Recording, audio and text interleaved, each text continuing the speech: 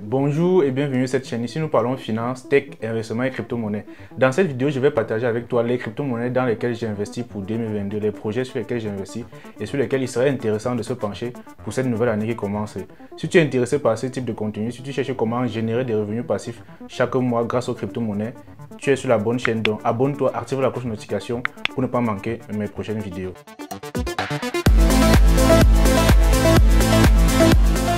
Le premier projet que je vais vous présenter, c'est le projet Kadena. Kadena, c'est peut-être le projet crypto qui a réussi à résoudre le trilemme de toutes les blockchains, à savoir l'équilibre parfait entre la décentralisation, la scalabilité et la sécurité.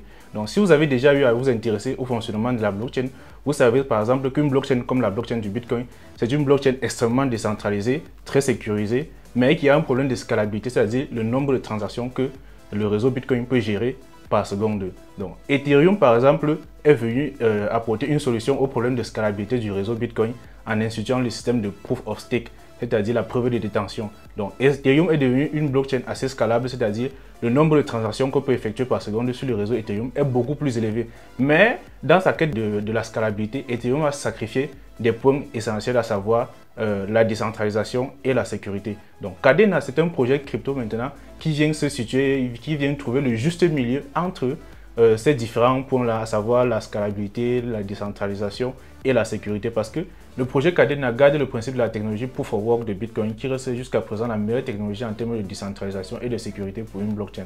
Sauf qu'à cette technologie, le projet vient greffer un concept de chain web. Chain web, c'est un concept qui permet d'avoir plusieurs chaînes au sein d'une même blockchain, permettant ainsi d'augmenter la scalabilité, c'est-à-dire le nombre de transactions que le réseau peut gérer par seconde.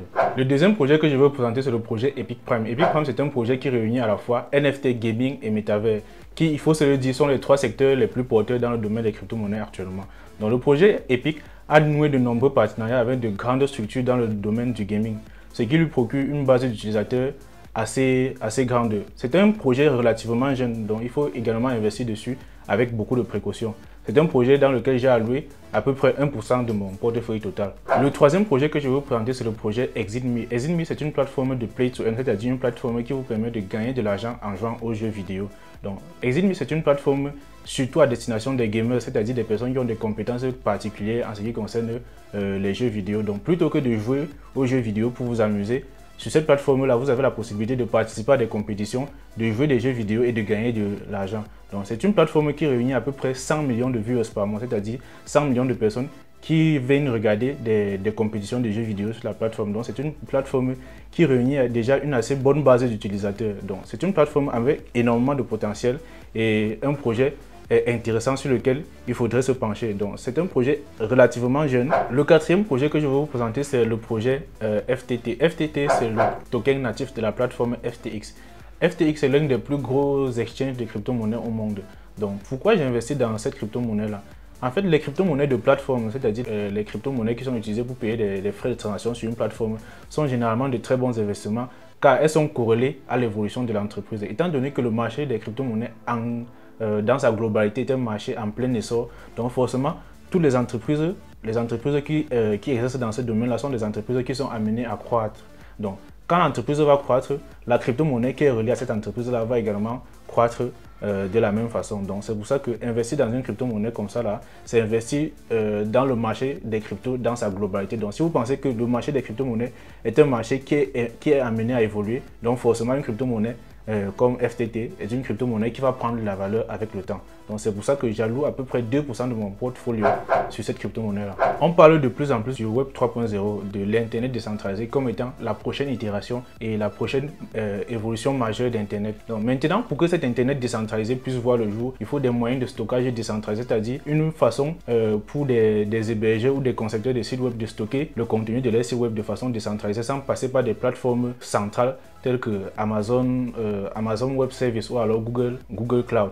Donc maintenant, il y a le projet Flux. C'est un projet qui permet de stocker votre contenu, le contenu de votre site web de façon décentralisée sur des millions d'appareils à travers le monde. Donc le projet Flux, c'est un projet qui aura énormément d'importance dans la croissance de l'Internet décentralisé et de l'Internet 3.0. Donc, investir dans le projet Flux actuellement, c'est investir dans la prochaine grande évolution d'Internet. Le prochain projet que je vais vous présenter, c'est la crypto-monnaie Link du projet Chainlink. Chainlink, c'est ce qu'on appelle un oracle, c'est-à-dire un protocole qui permet à la blockchain de communiquer avec les informations du monde réel.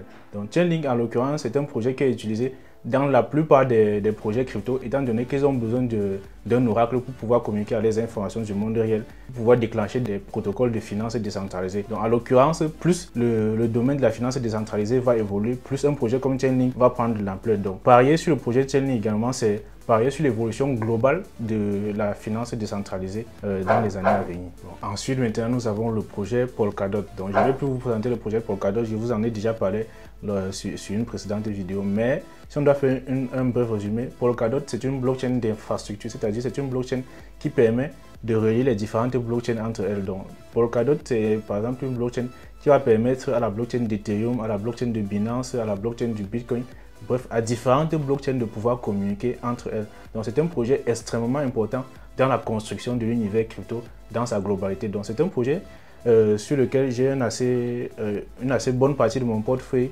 dédié sur ce projet-là. Donc à peu près 15% de mon portefeuille est dédié au projet Polkadot. L'un de mes plus gros investissements, c'est le BNB. Le BNB, c'est la crypto-monnaie native de la plateforme Binance, qui est l'un des plus gros exchanges de crypto-monnaie. Donc le BNB, c'est également la crypto-monnaie qui est utilisée pour payer les frais de transaction ou encore les gas fees sur la blockchain, la Binance Smart Chain. Donc le BNB fonctionne selon un mécanisme déflationnnaire, c'est-à-dire que la quantité de BNB disponible sur le marché est en constante diminution parce que, en l'occurrence, l'entreprise Binance qui est derrière la crypto-monnaie BNB procède à un rachat de cette crypto-monnaie chaque trimestre avec une partie des bénéfices qu'elle a réalisés et procède à la destruction de ces crypto-monnaies qu'elle a rachetées. Donc, lorsqu'il y a destruction d'une crypto-monnaie, il y a diminution de la quantité totale de jetons disponibles sur le marché, ce qui a pour impact de pousser le prix de la crypto-monnaie vers le haut. On ne saurait constituer un portefeuille crypto sans les deux incontournables du marché, à savoir le Bitcoin et l'Ethereum. Donc à eux deux représentent plus de 35% de mon portefeuille total. Donc pourquoi avoir du Bitcoin et de l'Ethereum dans son portefeuille? Vous me diriez sûrement que ces deux crypto-monnaies ne sont plus extrêmement rentables. Eh bien, vous n'avez pas totalement tort, mais avoir du Bitcoin et de l'Ethereum dans son portefeuille, c'est pour jouer un rôle de stabilité, car ces deux crypto-monnaies sont beaucoup moins volatiles que l'ensemble des altcoins.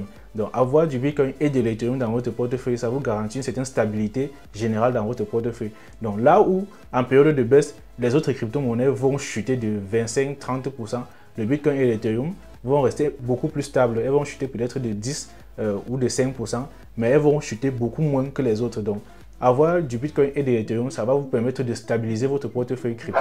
Bien évidemment, ceci n'est pas du conseil en investissement. Donc, avant de mettre votre argent dans un projet crypto, prenez la peine de faire vos propres recherches. Si vous avez aimé le contenu, abonnez-vous et activez la cloche de notification pour ne pas manquer nos prochaines vidéos.